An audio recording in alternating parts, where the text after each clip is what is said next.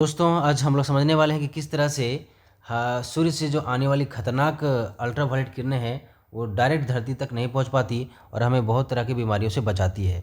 तो बेसिकली ये ozone layer की वजह से ही पॉसिबल हो पाता है, जो कि पृथ्वी के लिए एक प्राकृतिक सुरक्षा कवच की तरह काम करती है।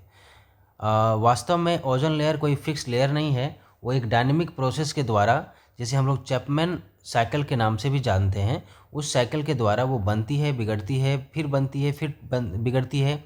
और इस प्रकार से ओजोन के बनने और बिगड़ने की वजह से सारे अल्ट्रावायलेट रेज वहीं पे एब्जॉर्ब कर लिए जाते हैं और वो धरती तक इस वजह से नहीं पहुंच पाते हैं। तो इसकी खोज सबसे पहले फ्रेडरिक सोबेन ने की थी 1840 में, और हमारे पूरे एटमॉस्फेयर का 90% जो है वो ओजोन से ही मिलके बना हुआ है।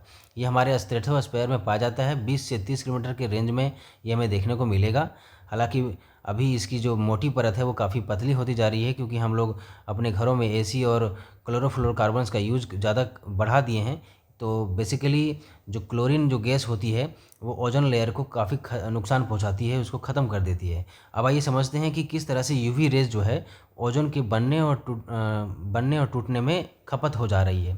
तो जब ऑक्सीजन का एक मॉलिक्यूल यूवी रेज के संपर्क में आएगा तो वो ऑक्सीजन फ्री रेडिकल में बढ़ जाएगा। वह ऑक्सीजन फ्री रेडिकल फिर से ऑक्सीजन से मिल करके ओजोन बनाएगा। तो ये जो ऑक्सीजन फ्री रेडिकल बना उस केस में यूवी रेज का इस्तेमाल हुआ, और वो लेस देन 250 नैनोमीटर वाले जितने वेवलेंथ थे उनको एब्जॉर्ब कर लेता है।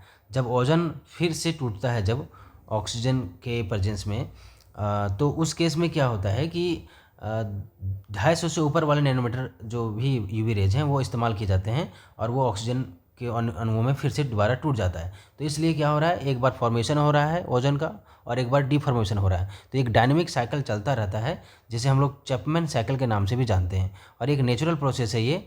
और ये प्रक्रिया इक्विलिब्रियम में रहती है। कोई अगर ऐसा सब्सटेंस आ गया जैसे क्लोरीन, तो ये इक्विलिब्रियम को डिस्टर्ब कर देगी, और जो मोटी लेयर हमारी बन के पड़ी है स्ट्रेटोस्फेयर में वो पूरी तरह से ख़त्म हो जाएगी। और यही कारण है कि हमारा कंपैरिजन आप देख सकते हैं कि 1979 में ओजोन कितना अच्छा था, और 2008 में ओजोन के अंदर एक पूरा एक होल हो चुका है। अंटार्कटिका में तो बहुत बड़ा होल हो चुका था। अभी कितना हद तक वो भरा है वो कह नहीं सकते हैं, काफ़ी सालों लग सकते हैं, क्योंकि ये पूरा एक इक्विलिब्रियम एस्टैब्लिश करना पड़ता है इसके लिए। तो इस तरह से हमने देखा कि किस तरह से ओजोन लेयर के बनने और टूटने में सारी अल्ट्रावायलेट किरणें खपत हो जा रही हैं, और सारी अल्ट्रावायलेट किरणें फिर वो धरती तक पहुंच ही नहीं पा रही हैं और हमें खतरनाक बीमारियों से बचा रही हैं। तो दैट्स इट, थैंक यू।